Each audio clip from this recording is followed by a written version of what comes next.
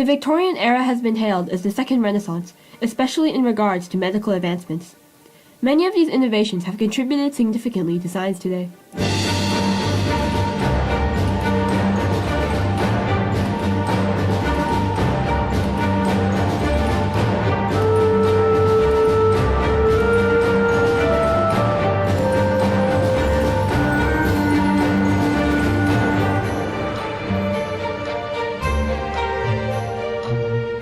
Physicians often received low income, and so would rely on secondary businesses such as stores or farms.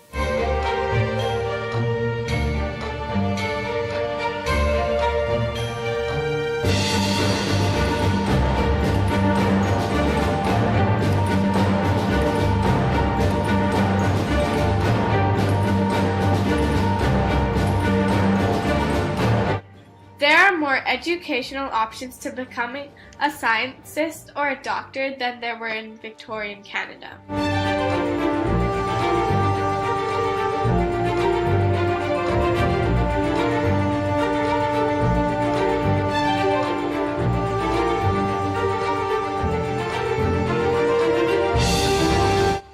Doctors can specialize in different fields. One example is nursing, where nurses monitor and care for sick, disabled, or elderly people. Another example is oncology, which is the study and treatment of tumors and cancer. One system that was not available in Victorian Canada is the public healthcare system. All Canadian citizens receive free healthcare. Their standard of living, medical history, and personal income don't matter.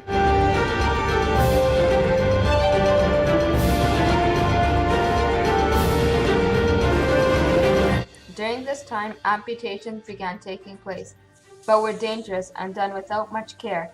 Amputating is the act of surgically cutting off a limb. In the Victorian era, operations were done fast and painfully, and knives and swords were used for amputation.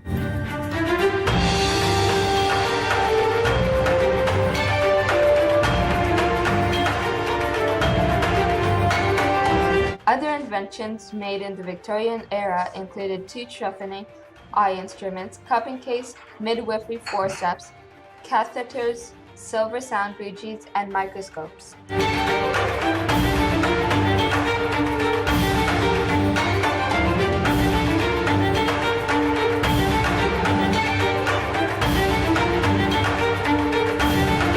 Also, operations take place with much more care and with tools other than swords and knives.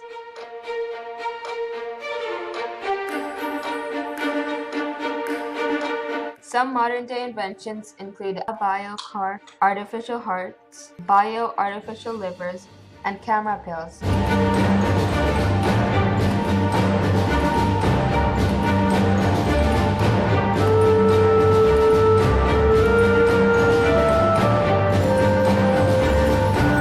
In 1857, Louis Pasteur discovered the cause of many deadly diseases, such as anthrax, cholera, and rabies.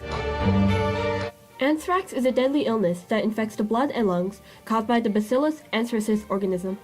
Cholera, otherwise known as the Blue Death, results in watery diarrhea and dehydration. It is obtained from contaminated food. Rabies, often transmitted by animals, damages the central nervous system and leads to neurological symptoms. Until germs were discovered under a microscope in 1870, the operating rooms in the Victorian era were never sterilized. Because of this, many people died on the operating table.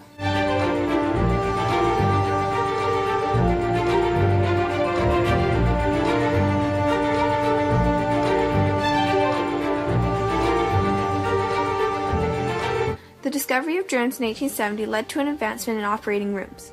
Now, doctors completely sanitize their equipment and themselves before any operation to avoid infection. Another way we avoid the spread of disease is that now vaccinations are available to everyone in Canada. One of the more recent vaccinations researched was for the Ebola virus. It was developed by the Public Health Agency of Canada and then tested by the World Health Organization in December 2016.